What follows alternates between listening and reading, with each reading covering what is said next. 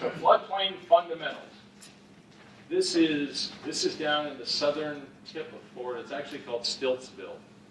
A bunch of these homes were built in the 60s, and they're basically elevated out into the coastal area in the waterway right off of Key Biscayne and Miami. Now, here's your first little immediate quiz for the day. Would I be able to buy insurance, flood insurance for those homes? And why? The correct answer is no. He said no. And does anybody know why I couldn't buy flood insurance? Is it over water? It's over top of the water, yeah. You cannot buy flood insurance for a structure that is over top of the water. That includes if you have restaurants in your area. We have 1 or 2 restaurants in our area that they've built the retention pond underneath it, and the restaurant is over top of it. Much like that. So when we talk about the technical parts of all this, we talk about the forces of water. Water forces are basically broken down into 2 categories. Hydrodynamic, hydro being water, dynamic being moving, and hydrostatic, water standing still. What's an example of hydrodynamic force? Waves, rivers, stream, rapidly moving water, a flash flood. How about a hydrostatic force? Pressure. Build up around the foundation. Build up around basements. Everybody's seen where they have basements that fill with water. What's the first thing somebody wants to do when their basement fills with water? Pump it out. Pump it out. What's the worst thing they could do the minute their basement fills with water? Pump it out. Because that's what everybody wants to do. They're like, I got to get this water out of my basement. So they pump it all out. Well, the groundwater on the outside of the walls is still much higher. And now that hydrostatic force wants to push in on the walls.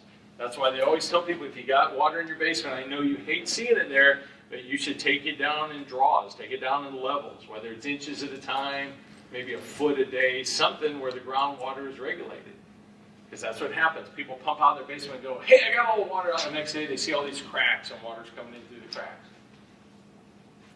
These 2 things are important because as we talk about some of the technicalities of flooding and floodplain management, they relate back to these 2 terms.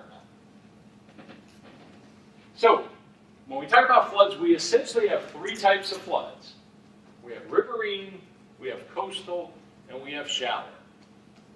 So if we break our floods or our flooding events into any kind of 3 basic categories, it's one of those 3.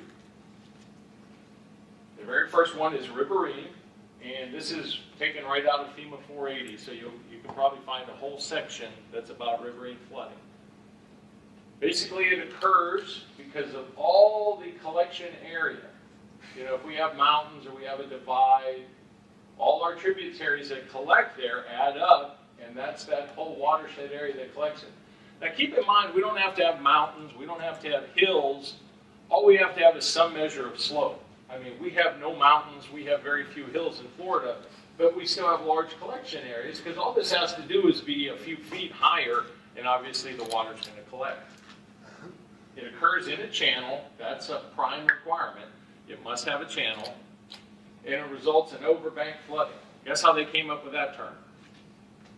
It floods over the banks of the river. Somebody was ingenious that day and said, hey, wow, the water's over the banks. We should call that overbank flooding. And ever since, that's what they've called it.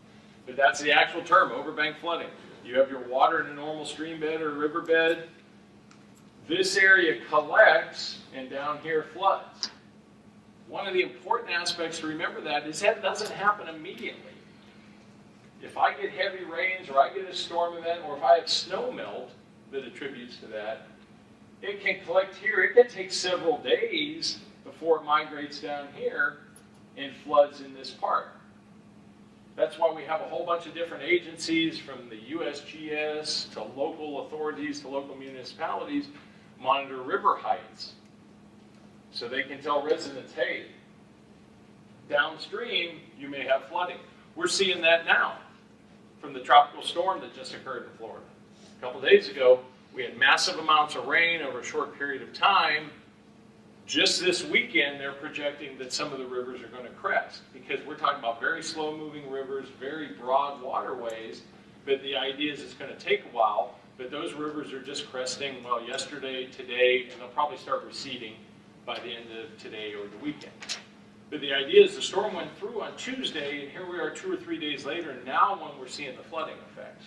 So it's not always immediate. I use this slide to describe riverine. Does anybody know where this is? Anybody ever been there? Lake Itasca in Minnesota? This is actually the start, and I'm not kidding, this is the start of the Mississippi River. If you can't read the slide, it says here, 1,475 feet above the ocean, the mighty Mississippi begins its flow, its winding way, 2,500 so miles to the Gulf of Mexico. So this is Lake Itasca. This is where they've determined the watershed for the Mississippi starts. Depending on what time of year you go there, they have rocks here. You can actually walk across those. You can say, hey, I've walked across the Mississippi River. And of course, they sell T-shirts. So, hey, look, I walked across the Mississippi.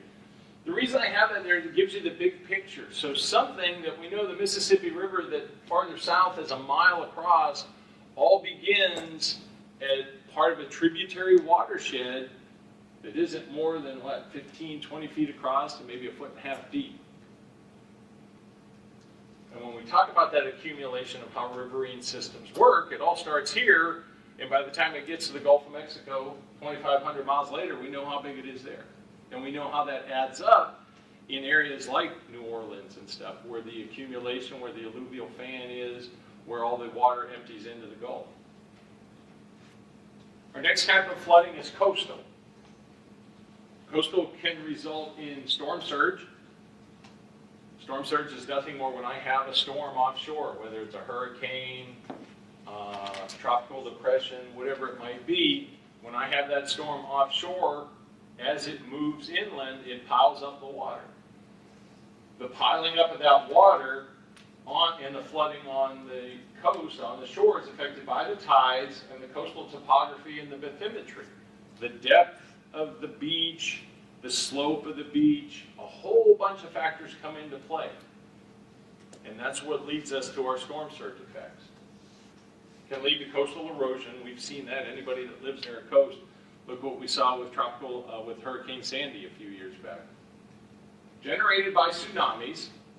So it's not just hurricanes and other items. Tsunamis, offshore seismic events, earthquakes, if you will, generate the seismic waves that can lead to storm surge. An important thing to remember, it doesn't just happen in the oceans. It's not just the Atlantic Ocean, the Pacific Ocean, the Gulf of Mexico. It can occur in the Great Lakes, down here. That's what that picture's of. Only because you have such a large water body and a large surface area of beach that you can actually get storm surge there. Sometimes you get storm surge in the form of ice. They're ice flows that get pushed on shore. Some of you may have seen that a number of years ago. They actually had, they probably still have videos on YouTube, with huge chunks of ice getting pushed onto the shore and just pushing into people's homes. You know, you're talking about chunks of ice the size of this table. It's like a moving refrigerator. That's a lot of mass that piles up. And it's happening in slow motion too, so it shows it going through people's houses, just tearing up those homes. That, in essence, is a form of flooding. It's just, it's not liquid water, it's solid water. Here's a good animation from FEMA that I like to show. If you don't hear the sound, it's not that big a deal. It's just the animation itself that they've developed for coastal science. So you'll see how the zones are separated. And you'll see some key points we'll talk about as this occurs. So there's my shore, there's my construction, there's my zone X, and we'll talk about the zones as we go through today. There's my VE zone. V for what? Velocity. So you see my storm surge occurs, here comes my flooding, I'm going into my AE zone. Look at that, I've even gone into the X zone. So when people say, oh, I live right on the line, thank goodness, I'm never going to flood. Yeah, good luck with that. One of the terms we also use is the limit of moderate wave action, the lim law, and that's determined, that separates our coastal AE zone from our AE zone. Their picture shows it right in half here. It's not always bisected in half. That's a determination of different studies. And that's something that FEMA is just working on now, providing communities with where their lim law is. Because that's important as building officials, determining where people can build and how they're going to build in those areas. Are we going to let them build elevated homes with a crawl space and venting? Are we going to require pilings, incredibly elevated homes? whatever the option may be, that's what we use that kind of information to determine. But you get a general idea, and it's a relatively short video, but it just gives you the graphic representation of coastal flooding. Then we talk about shallow flooding. Flat areas with inadequate or no defined channels. And this is a good picture of it right here. I mean, I've got somewhat, I guess you could call it a channel, but you can tell if I get 6 more inches of rain, that area is going to overlap, it's going to top over. We've got some depressions. We have what they call cypress domes, where cypress trees that like to grow in water will develop. General idea, it's shallow flooding. It occurs with no channel, no developed area. It's just there. That's really important because this is one of the common types of flooding that you hear. How many of you ever heard from people before, oh, I'm not worried about flooding, I don't live near the water? People equate that the only way I'm going to flood is if I'm near the river, the stream, or the ocean. Especially in Florida, we hear that all the time. Oh, I'm not near any body of water. Oh, I don't live anywhere near the ocean, I'm not going to flood. You can flood in shallow areas. You know, areas like this, in the dry season, have hardly any water in them. In the middle of the summer, some of these areas are 5, 6, 10 feet deep. In this situation, does it hurt anything? No, it's a natural watershed. It looks pretty. It's a recharge area. The problem is, so I carved this road in here now. Now I want to start putting houses here. Build a house in the dry season. 8, 9 months later, rainy season comes along. Person has a foot of water in their garage. First thing they're doing is calling me. I can't believe you let my builder build the house there. They would have never thought that it would have flooded there because, oh, it's not anywhere near the water. Oh, it's not anywhere near the ocean. That's because it's another aspect of shallow flooding. When we talk about shallow flooding, we have different types. And here's where we're going to first start identifying some of our terms that we talk about. So our first, and as it relates to the zones, zone AO is sheet flow. Sheet flow is that shallow flooding that accumulates in, for lack of a better term, sheets. A lot of folks like to remember the O for overland, that the water moves overland. And sheet flow does not have a base flood elevation. And we're going to look at a graphic representation of that to be able to understand how you read it on the map as well.